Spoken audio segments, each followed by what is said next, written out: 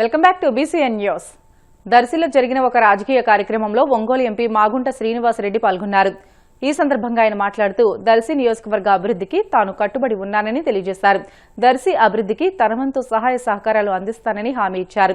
MLA Damacharla Janardhan మాట్లాడుతూ సర్పంచ్ ఎన్నికల్లో తమ పార్టీ అభ్యర్థులను గెలిపించుకోవడం ద్వారా ప్రాంత అభివృద్ధికి కృషి చేయాలని పిలుపునిచ్చారు.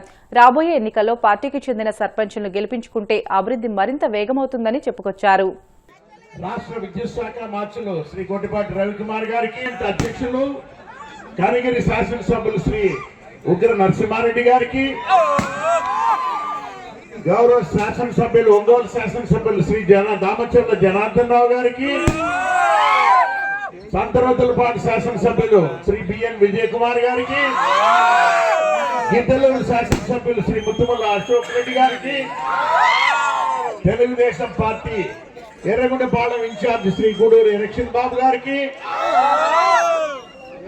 సోదరులు మర్రెడ్డి చైర్మన్ గారు వారు శ్రీనివాసులు రెడ్డి గారికి, పెద్దలు కారంశెట్టి పాపారావు గారికి, శోభారాణి గారికి, లలిత్ గారికి, ముఖ్యంగా తెలుగుదేశం పార్టీ నాయకులకు, కార్యకర్తలకు, ముఖ్యంగా ఉల్లగల్లు గ్రామ నమస్కారాలు చెప్తున్నాను. చాలా ఉత్సాహంగా జరుగుతుంది పొద్దున్నుంచి కార్యక్రమాలు. సోదరులు శ్రీ గొట్టిపాటి రవికుమార్ గారు దర్శి నియోజకవర్గం పైన ఉన్న అభిమానంతో, ప్రేమతోనూ కూడా శ్రీమతి గొట్టిపాటి లక్ష్మీ గారు అడిగిన మేరకు దర్శిలో ఒక డివిజన్ ఎలక్షన్ ఆఫీస్ అనేది దాదాపు 4 కోట్ల రూపాయలతో, 4.5 కోట్ల రూపాయలతో ఒక బిల్డింగ్ కట్టుకునే దానికి శాంక్షన్ చేయటం,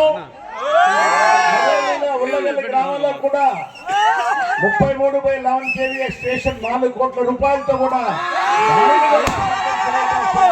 చేసుకుంటూ ఒక పెద్ద కార్యక్రమం. మహానుభావుడు నందమూరి తారక రామారావు గారు వారి విగ్రహావిష్కరణ అంటే ఎంతో సంతోషంగా అన్ని గ్రామాల నుంచి వచ్చిన ఎన్టీ రామారావు గారి అభిమానులందరికీ కూడా మాగుంట కుటుంబం తరఫున ప్రత్యేకమైన హృదయపూర్వక అదేవిధంగా చిన్న సర్పంచ్ అయినా కూడా ఇప్పుడు నెగ్లెక్ట్ చేయకూడదు. మన సర్పంచ్ అనేది ఏముందని అనుకోకూడదు. సర్పంచులు కాడి నుంచి అన్ని కూడా పదవులు కూడా ఎలక్షన్లు అనేది జాగ్రత్తగా చేసినప్పుడు అభివృద్ధి కూడా అదేవిధంగా గ్రామాలకు వస్తాయని చెప్పి కూడా మీ అందరికి కూడా తెలియజేస్తా ఉన్నా. కాబట్టి ఇలాంటివన్నీ మీ అందరు కూడా మరోసారి లక్ష్మి గారిని మీరందరూ కూడా ఆదరించండి. లక్ష్మిని కానీ అదేవిధంగా లలిత్ కూడా ఇప్పుడు కూడా ఏడే తిరుగుతారో వాళ్ళిద్దరు కూడా ఎంత కష్టపడుతున్నారో మీ అందరూ కూడా తెలుసు. గుర్తు పెట్టుకొని వాళ్ళకందరూ కూడా మీరు సహకరించండి. తప్పకుండా అభివృద్ధి అనేది వాళ్ళు ఖచ్చితంగా ఏ ఊరికి ఏం చేయాలో ఇవన్నీ కూడా ముందుకు తీసుకెళ్తారని చెప్పి మరోసారి మీ అందరికి కూడా తెలియజేస్తూ ఈ ఉల్లగల్లో వచ్చినప్పుడు స్వాగతం పలికిన మీ అందరికి కూడా మనస్ఫూర్తిగా అభినందనలు తెలియజేస్తూ, ఇందాక చూసాం మా ఒంగోలు అయితే ఒక పువ్వు వేయింది. నేను ముందుగానే మా పోలీసు వాళ్ళు వాళ్ళందరినీ పెట్టేస్తే పూలు అనేది దగ్గరికి రాని, అలాంటిది తట్టలు తెచ్చి పూలు వేశారు. ఆ పూలు మీకు వేసేటప్పుడు సంతోషంగా ఉంటుంది. లోపల మాకు ఆ క్షేమంలో వెళ్ళి గుట్టేటప్పుడు మా బాధలు అవన్నీ కూడా ఎంత ఇబ్బంది ఉంటుందో మీకు అర్థం కాదు. అందుకని అదే వరుస్తూ ఉంటారు. దాంట్లో చీమలు, పురుగులు అన్నీ వచ్చేది ఏది మా నెత్తి మీద మా దగ్గర పడతాయి. కానీ ఏదైనా కూడా అభిమానం ఉంటేనే మీ అంతా కూడా ఎంతో ఆదరించారు. గత బీఆర్ఎస్ ప్రభుత్వంపై తెలంగాణ ముఖ్యమంత్రి రేవంత్ రెడ్డి తీవ్రస్థాయిలో విమర్శలు గుప్పించారు. మహబూబ్ నగర్ జిల్లాలో పర్యటించిన ఆయన 1284 కోట్ల విలువైన వివిధ అభివృద్ది పనులకు శంకుస్థాపన చేశారు. ఈ సందర్భంగా ఏర్పాటు చేసిన బహిరంగ సభలో ఆయన మాట్లాడుతూ 10 ఏళ్ల కేసీఆర్ పాలనలో పాలమూరు జిల్లాకు ఒక్క ప్రాజెక్టు కూడా తీసుకురాలేదని ధ్వజమెత్తారు. దేశంలో ఏ ప్రాజెక్టు కట్టినా అందులో పాలమూరు బిడ్డల చెమట ఉంటుందని, కానీ ఈ జిల్లా మాత్రం వెనుకబడి ఉందని ఆయన ఆవేదన వ్యక్తం చేశారు.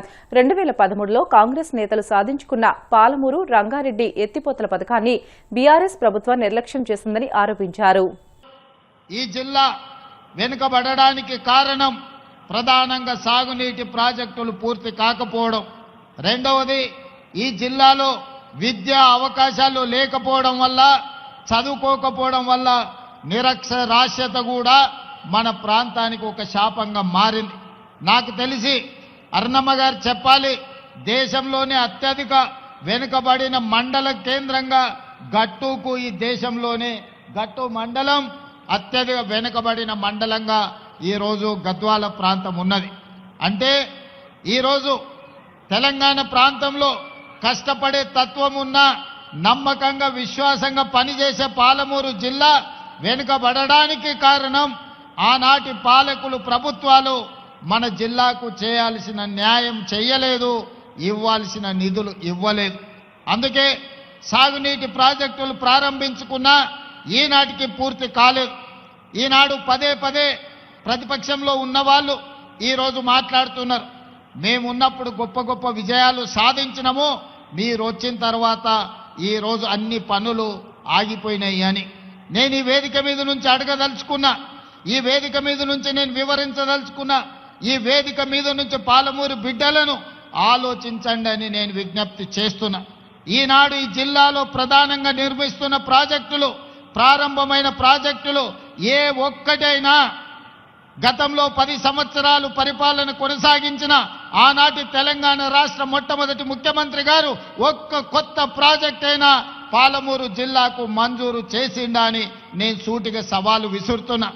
ఈనాడు ఈ జిల్లాలో కడుతున్న ప్రాజెక్టులు, నిర్మాణం అర్ధాంతరంగా ఆగిపోయిన ప్రాజెక్టులు భీమా కావచ్చు, నెట్టంపాడు కావచ్చు, కోయిల్ సాగర్ కావచ్చు, జూరాల కావచ్చు, లేకపోతే పాలమూరు రంగారెడ్డి ఎత్తిపోతలు కావచ్చు, కల్వకుర్తి కావచ్చు, ఈ రోజు కట్టిన శ్రీశైలం పూర్తయిన నాగార్జున సాగర్ కావచ్చు, ఏ ఒక్క ప్రాజెక్ట్ అయినా కల్వకుంట్ల చంద్రశేఖరరావు గారు ముఖ్యమంత్రిగా ఉన్నప్పుడు ఈ జిల్లాకు మంజూరు చేసిండా? మీరు ఒక్కసారి ఆలోచన చేయండి.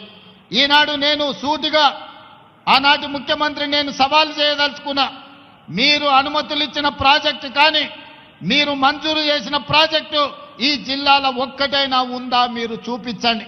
పాలమూరు రంగారెడ్డి ఎత్తిపోతల గురించి పదే పదే మాట్లాడుతున్నావు కదా, మొన్నటి శాసనసభలో పూర్తి వివరాలను బయటపెట్టిన మొట్టమొదటిసారి విఠల్ రావు గారి ప్రాజెక్టు గురించి డాక్టర్ వైఎస్ రాజశేఖర రెడ్డి గారికి విజ్ఞప్తి చేసిండ్రు.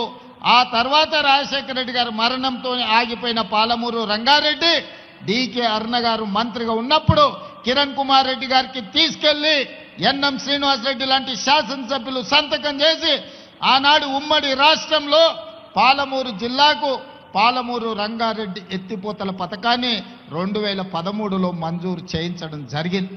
మరి తెలంగాణ రాష్ట్రం వచ్చిన తర్వాత పూర్తి చేయాల్సిన ప్రాజెక్టులు 10 సంవత్సరాలు ఎందుకు పూర్తి చేయలేదు అని చెప్పి ఈ రోజు నేను వారిని అడగదలుచుకున్నా. హైదరాబాద్ లో తెలంగాణ పర్యాటక శాఖ నిర్వహిస్తున్న హాట్ ఎయిర్ బెలూన్ ఫెస్టివల్ లో స్వల్ప గందరగోళం నెలకొంది. గోల్కొండ గల్ఫ్ క్లబ్ నుండి గాల్లోకి లేచిన ఓ హాట్ ఎయిర్ బెలూన్ నార్సింగ్ పరిధిలోని ఇబ్రహీం బాగ్ పెద్ద చెరువు సమీపంలో ల్యాండ్ అవ్వడం కలకలం రేపింది. సాంకేతిక లోపం కారణంగానే బెలూన్ ను అత్యవసరంగా దించాల్సి వచ్చిందని తొలుత వార్తలు వ్యాపించాయి. అయితే ఈ ఘటనలో ఎవరికీ ఎలాంటి గాయాలు కాకపోవడంతో అంతా ఊపిరి పీల్చుకున్నారు. ఈ ప్రచారాన్ని ఈవెంట్ ఆపరేటర్ స్కై వాల్జ్ పర్యాటక అభివృద్ధి సంస్థ ఖండించాయి. ఇది అత్యవసర ల్యాండింగ్ కాదని, ప్రణాళిక ప్రకారం నియంత్రిత పద్ధతిలో సురక్షితంగా జరిపిన సాధారణ ల్యాండింగ్ అని స్పష్టత ఇచ్చాయి. వార్తలు ముగించే ముందు ముఖ్యాంశాలు మరొకసారి. ఎన్టీఆర్ 30వ వర్ధంతి సభలో నివాళులు అర్పించిన సీఎం చంద్రబాబు. ఎన్టీఆర్ సంక్షేమ బాటలోనే కూటమి ప్రభుత్వం పయనిస్తోందని వెల్లడి. రాజధాని అమరావతిపై వైసీపీ విషం చిమ్ముతోందని మంత్రి పార్థసారథి విమర్శ. నాడు అసెంబ్లీలో జైకొట్టి అధికారంలోకి వచ్చాక జగన్ మాట మార్చారని ఆరోపణ. ఓటుకు నోటు కేసు నుంచి బయటపడేందుకే సీఎం చంద్రబాబు రాయలసీమ ప్రయోజనాలు తాకట్టు పెట్టారు. విమర్శలు గుప్పించిన మాజీ ఎంపీ గోరంట్ల మాధవ్. మహబూబ్ నగర్ లో 1284 కోట్ల అభివృద్ధి పనులకు తెలంగాణ సీఎం రేవంత్ శ్రీకారం. 10 ఏళ్ల బీఆర్ఎస్ పాలనలో పాలమూరుకు అన్యాయం జరిగిందని విమర్శ. ఇవి ఇప్పటివరకు బులెటిన్లోని అప్డేట్స్. మరిన్ని వార్తల కోసం BCN digital YouTube channel, Facebook పేజీని ఫాలో అవ్వండి. అప్డేట్ వార్తల కోసం ప్లీజ్ డూ సబ్స్క్రైబ్.